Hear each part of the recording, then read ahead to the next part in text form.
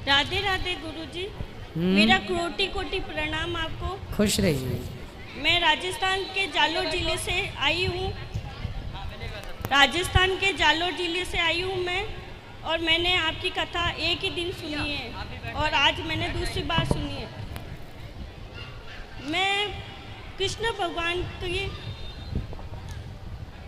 भगवान मेरी आत्मा है और मैं अपनी आत्मा के बिना नहीं रह सकती। मैं क्या करूं, मुझे समझ नहीं आता। मैं यहाँ से वापस घर नहीं जाना चाहती। घर में कौन कौन है आपके? घर में सासू जी हैं, मेरा हस्बैंड है और मेरे 2 बच्चे हैं। तो फिर आप यहाँ रहेंगी, बच्चों को कौन माँ का प्यार देगा? फिर उनको भी गुरुकुल में डाल दूंगी मैं। आपको अपने बच्चों के और अपने पति के साथ रह के भगवान की भक्ति करनी है, छोड़ना नहीं है अपने कर्तव्यों पर जो को। रिश्ते नाते झूठे हैं, उन रिश्ते नातों के साथ रहने से कोई मतलब नहीं। झूठे हैं, सत्य है, पर अर्जुन को भी भगवान श्री कृष्ण ने कहा ना कि तुम युद्ध करो। अर्जुन तो कह रहे थे मैं नहीं करना चाहता युद्ध, मैं नहीं करूँगा, मैं सन्यासी बन जाऊँगा। भगवान ने डांटा, युद्ध कर, और युद्ध करना ही तेरा धर्म है।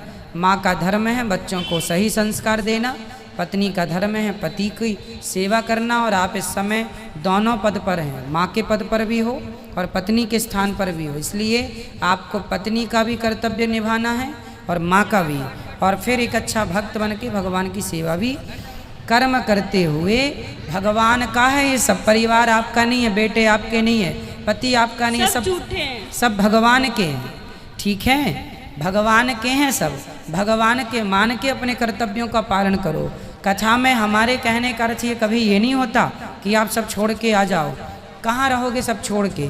और सब छोड़ के क्या यहाँ रहने से आपको भगवान मिल जाएंगे? घर पर रहने से क्या भगवान नहीं मिलेंगे? भगवान तो कहीं भी मिल जाएंगे। प्रेम होना चाहिए उनके लिए, अपने कर्तव्यों को करना है, बच्चों की सेवा, पत्नी बन के पति की सेवा, और अपने कर्तव्यों को सास ससुर की सेवा करते हुए ईश्वर में ध्यान लगाना है। मेरा दूसरा प्रश्न गुरुजी आपसे, हम अगर किसी का भी भला करते हैं उसके बदले में हमें बुराई क्यों मिलती है? क्योंकि प्रकृति का नियम है कि आम का पेड़ सबको मीठे आम देता है, पर जमाना उसे लाठियाँ और पत्थर ही मारता है। आम के पेड़ पर क्या फेंके जाते हैं? पत्थर। क्यों फेंके जाते हैं? वो तो किसी को कुछ नहीं बिगाड़ता, मीठे मीठे फल देता है। तो जो अच्छा है उसी पर पत्थर और लाठियाँ फेंकी जाएंगी। जो नालायक उस पर कौन प्रहार करेगा? कांटे बबूल पे तो कोई पत्थर नहीं मारता। इसलिए आप अच्छे हैं तो जमाना आपको बुरा सिद्ध करेगा, पर आप किसी के कहने से ना बुरे हो जाएंगे, ना बुरे काम करना है आपको। ठीक है, तीसरा प्रश्न, बोलो। जब हम अपनी सासू जी को अपनी माँ मानते हैं तो वो हमें अपनी बेटी क्यों नहीं मानते? सबके स्वभाव को बेटा नहीं, यदि सारी सासें अपनी बहुओं को बेटी मान लें तो सास बहू का मुद्दा ही खत्म हो जाएगा, विवाद का सारा खत्म, जड़ कट जाएगी विवाद की। ना तो सास सुधरने को तैयार है, ना बहुएं सुधरने को तैयार हैं। कुछ जगह गलतियां बहुओं की है तो कुछ जगह गलतियां सास की हैं। दोनों अपनी अपनी जगह यदि सही हो जाएं तो राम राज्य ना आ जाए।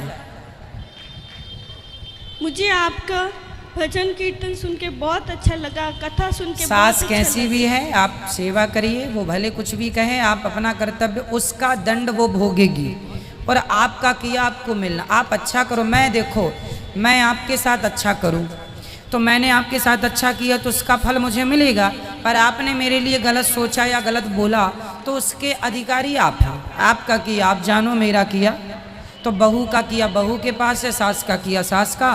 सास जो करे करने दो, आप तो अच्छा ही करो। धन्यवाद। खुश रहिए।